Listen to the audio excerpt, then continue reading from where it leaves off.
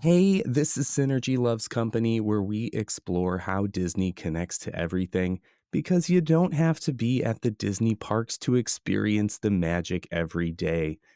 I'm Eric, and have mercy, today we are talking about one of the most famous Disney fans out there, John Stamos and Disney.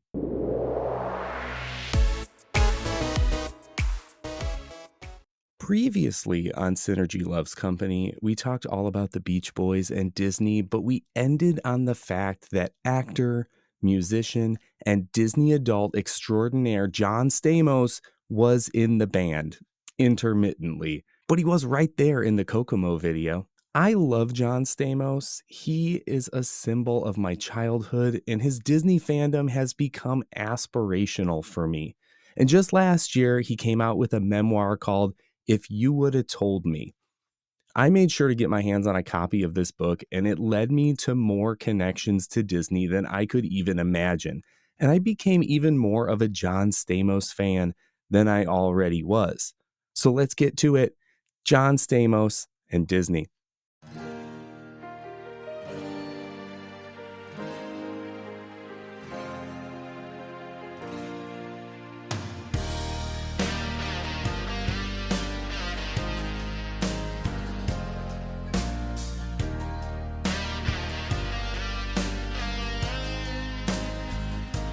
John Stamos was born and raised in Southern California, just like the Beach Boys, just like Disney.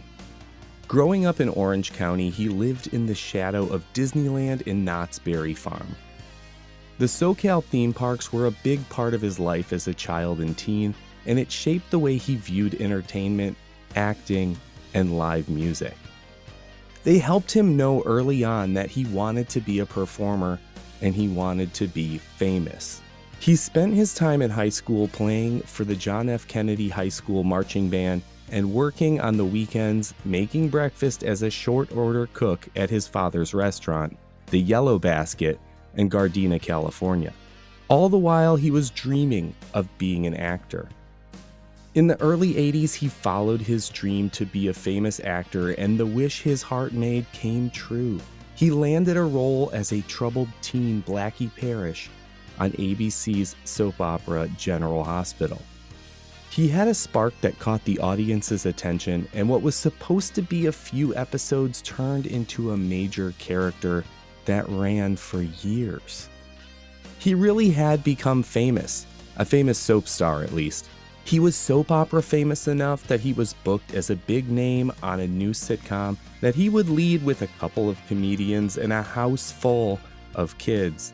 Eventually, the kid actors stole the show, but John Stamos was still a big deal. And all the while, he remained Disney obsessed.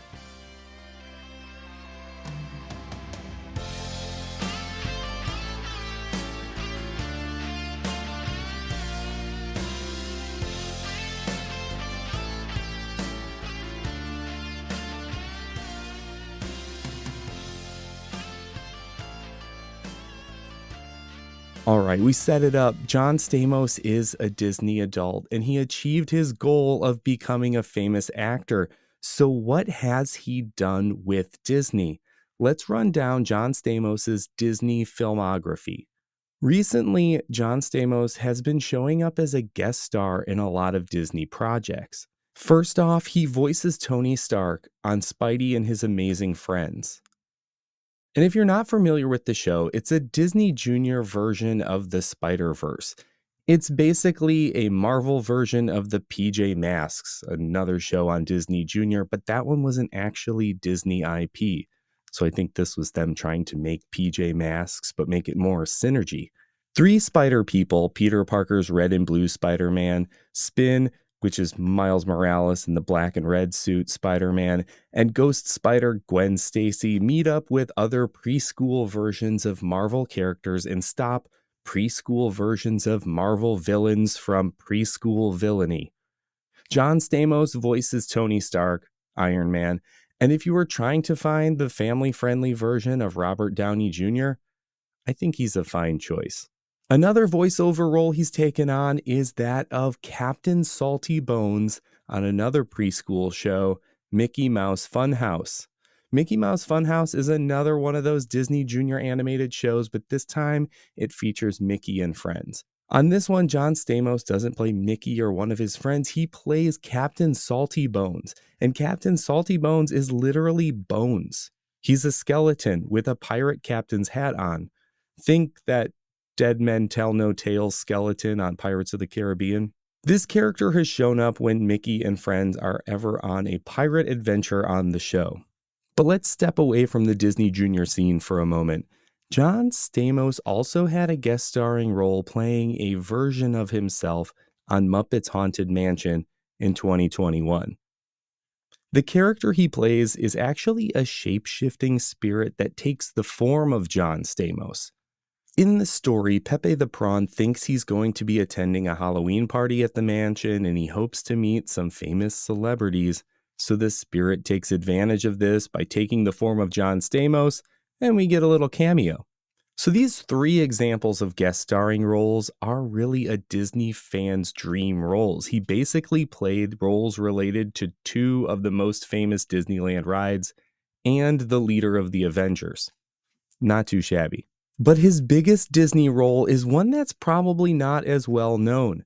John Stamos played Marvin Korn, spelled like the band, not like the vegetable, in Big Shot from 2021 to 2022.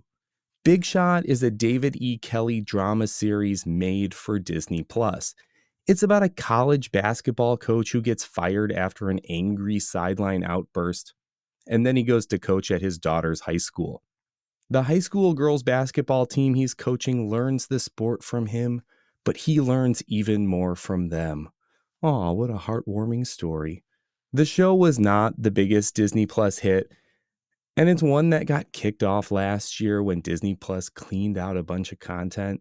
It still kills me today that they did that. We want everything. Come on, put it all on the Plus. I enjoyed the show. I thought it was good. It was what I expected from a David E. Kelley drama with John Stamos playing a basketball coach. It was pretty good. I wish I could tell you to go watch it, but you can't, because like I said, it's not on Disney Plus anymore. But before being a big shot, his biggest Disney credit were some TV specials and appearances that he did a couple of years before. In 2020, when we were all stuck at home during the lockdown, Disney made some family sing-along specials. John Stamos and his family provided a number singing "It's a Small World" while riding on their very own Dumbo the Flying Elephant ride vehicle. More on that later. Another Disney TV special featuring John Stamos is The Little Mermaid Live from 2019. In this special, John plays the character Chef Louis, who sings Les Poissons and tries to cook Sebastian. For some reason, this song, Les Poissons, is on heavy rotation on Disney's Sirius XM station, and anytime we listen to that station, they seem to be playing it, so I'm constantly reminded that he played this role and sang in that goofy French accent, because I'm always hearing it on the radio. John Stamos has had quite a few roles, but other than Big Shot, they've mostly been guest starring roles and cameos and specials. But he did start with television, and his start with Disney was also in television, even if it wasn't as successful. In the 2000s, he tried a string of television projects on Disney's ABC with varying degrees of success, but none of them are super well known. In 2005, he starred in and produced a show called Jake in Progress. It was made for 20th Century Television, which was owned by Fox at the time. I know Disney owns Fox now, but at the time they didn't. The show did air on ABC for 2 seasons, but it kind of fizzled out. Another one was Thieves in 2001. It had a season, it aired on ABC, and then it fizzled out. The most successful ABC-era TV project that he did was his 2000 film Beach Boys: An American Family, kind of like the one that was the thing on Disney Plus. He was the executive producer of the film, and it was a dramatized version of the Beach Boys biography, as opposed to that documentary. It resulted in a 2-night event, a mini-series documenting the band's career. He also appeared in the movie in an uncredited role as a drummer. just like in the Kokomo video where he was uncredited, but he was playing the drums. So we've come full circle back to last week's episode once again. John Stamos, the Beach Boys, and Disney over here. And that's about it. That's about all he's done for Disney. Wait a minute. What about Full House? Full House was on ABC. Full House was on ABC, but ABC was not Disney at the time. You see, Full House premiered in 1987. It made John Stamos, Bob Saget, and Dave Coulier household names. The Olsen twins, who we watched grow up in front of our eyes, became superstars even before they were ready to go to high school. Full House was about a widower who invites his friend and his brother-in-law to help him raise his 3 kids. Pretty much, I see your 3 men and a baby, and I raise you 2 more kids. 3 Men and a Baby was a Disney touchstone film, by the way. In the 1980s and 90s, the show was everywhere you looked. Full House was a big deal for millennials like me. We grew up with it, we watched it on TGIF, and we watched even more of it after school on syndication. I know you're thinking TGIF, ABC, that's Disney, right? Hold on, pump the brakes. The Full House series finale aired in May of 1995, and Disney didn't complete their acquisition of ABC Cap Cities until the next year in 1996. But because Full House and the character of Uncle Jesse Katsopolis is so important to John Stamos' career and to me, let's talk about the show's most Disney moments and how they relate to John Stamos. First off, we got kind of a deep cut. We got to talk about the time that the new Mickey Mouse Club visited the set of Full House. On guest day, some of the at-home viewer members of the Mickey Mouse Club got to visit the set of Full House to show us at home what it would be like to be on the set of a TV show. I don't really understand why they just didn't visit the set of the Mickey Mouse Club. That was also a TV show. They could have just gotten to see what a TV show was like if they went there, but they went to see Full House. I don't know. That's just how they did it. But in the episode, a couple of Mickey Mouse Club viewers got to go and visit the set of Full House, meet the cast members, and even go to backstage school with Jodie Sweetin and Candace Cameron. The special guest viewers then got to run lines with the characters and actually practice a scene on the set. And they did this with John Stamos as Uncle Jesse. Well, he wore a cowboy hat the whole time for some reason. I don't think Uncle Jesse, the character, ever wore a cowboy hat. And John Stamos, he's not known for, but he was wearing a cowboy hat the whole time. I thought it was kind of weird. But an even bigger Disney moment for Full House, and the one you were probably thinking of when I said Disney and Full House, is the time that the show went to Disney World. In 1993, Full House ran a 2-part episode called The House Meets the Mouse. It was filmed at Disney World, and it's one of those commercials in disguise that sitcoms did all throughout the Eisner era, and I'm totally here for it. I love those. In the episode, Uncle Jesse's band, Jesse and the Rippers, get invited to perform at Walt Disney World because of their big hit single, Forever, which was actually a Beach Boys song. And the whole family gets to come along. When they get to Disney World, everyone goes off on their own adventures. Jesse and Joey do their San Francisco radio show, Rush Hour Renegades, live from in the bubble inside the Living Seas aquarium. I guess they patched it through via satellite across the country.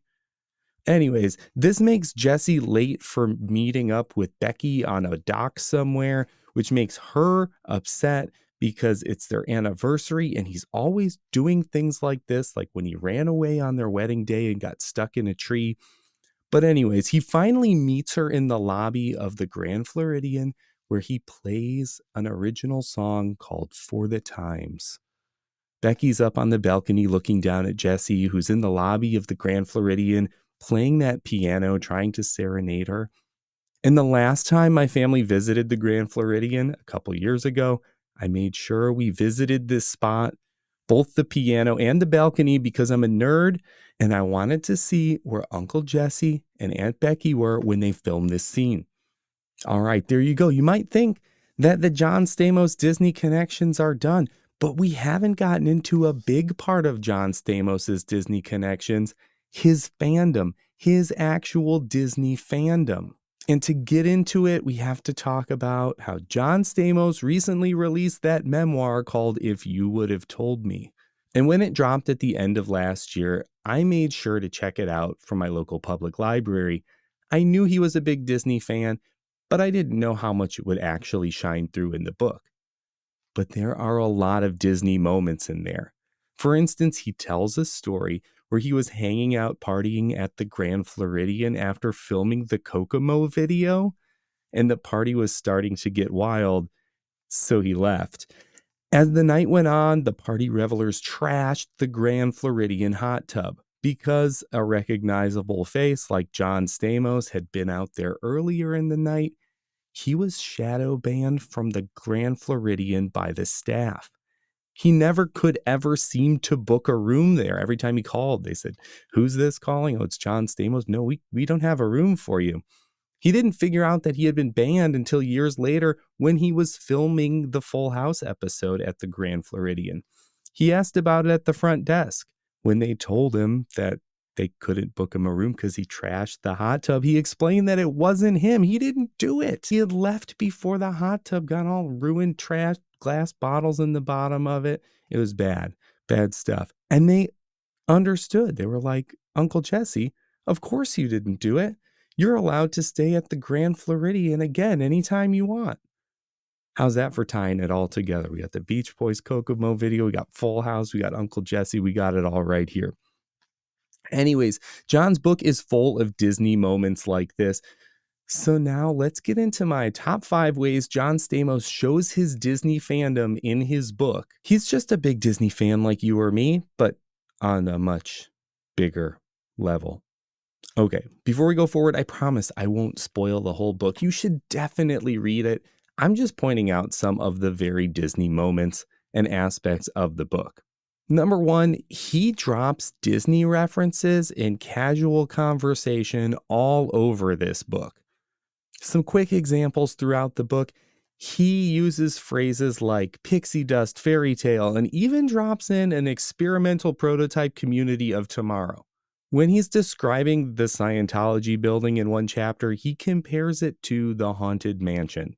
When he and his mom are touring Europe, he casually mentions that they're actually there to attend the opening of the Walt Disney Studios Park in Disneyland, Paris, soon to be renamed to Disney Adventure Park. He compares sculptures that he finds at Burning Man to the Main Street electrical parade floats. And when mentioning Angela Lansbury, he says that she will always be Mrs. Potts to him. Speaking of celebrities, John Stamos name drops a lot in this book, and he has some pretty famous friends, and even his famous friends get in on the dropping of Disney references. For example, the foreword of the book is by Jamie Lee Curtis. She's a Disney fan in her own right, and in her intro, she drops the Lilo and Stitch quote, "Ohana means family," and kind of centers the whole theme of her foreword around this idea. This is even before we get to read John Stamos' words. It gets off to this Disney start right there in the foreword. Another famous friend of his was Don Rickles, Mr. Potato Head. Later on in the book, John talks all about his close father and son-like relationship with the comedian. And of course, he points out that Rickles played Mr. Potato Head. You kind of wonder if he didn't make some of these famous friends because of their Disney connections. Like he's collecting Disney friends. I really connected to John Stamos in these references because this is how I talk too. You're listening to me talk. All it is Disney reference, Disney reference, Disney reference. You know it. This is how I talk. Number 2, big Disney thing about John Stamos' book is that he was raised on the Disney parks. We talked a little bit about it in the intro. John grew up close to the parks, but they weren't just there. John visited them frequently. He became what I can only describe as a Disneyland mall rat as a kid and teen. John Stamos and his childhood friend Mike would get dropped off at Disneyland on the weekends and days off and just hang around and try to impress girls. These were the ticket book days. They couldn't even ride rides unless they had some spare cash or scrounged up a spare ticket from a ticket book in a junk drawer at home. As someone personally who loved hanging out at malls with practically no money just for fun back in the day, I'm a little jealous of Stamos. His mall was Disneyland. Number 3 Disney moment from his book. John Stamos was introduced to the Beach Boys at Disneyland. When you didn't have that much money in the Disneyland ticket book days, one of the things you could do was enjoy live entertainment. John Stamos discovered the Beach Boys music from a band performing covers at Disneyland. Papa Do Run Run was their name, and they were basically a Beach Boys cover band. And from 1975 until 1990, they were the house band at the Tomorrowland Terrace. This is where John Stamos first saw them. But Papa Do Run Run did more than introduce John Stamos to Beach Boys music. Members of the Beach Boys were actually friends with members of Papa Do Run Run, and sometimes they showed up to the Tomorrowland Terrace concerts too. John Stamos befriended Papa Do Run Run and played in bands with some of their members. They in turn introduced John to the Beach Boys in person. And then he got to play with the Beach Boys too. But a connection to the Beach Boys is not the only thing John Stamos has taken home from Disney. Number 4, John Stamos has some awesome Disney memorabilia. At the beginning of his book, John Stamos is telling a story about a low period in his life, but he still takes the time to drop the fact that he had an original Disneyland sign in his backyard at his home off of Mulholland Drive. You could actually see the sign from the street because it was ginormous.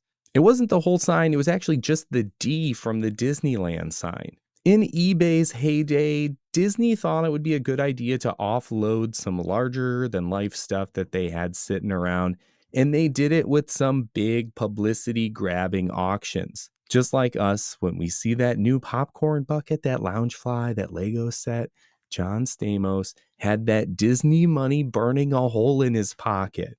He won the auction, even outbidding other Disney super fans like Michael Jackson.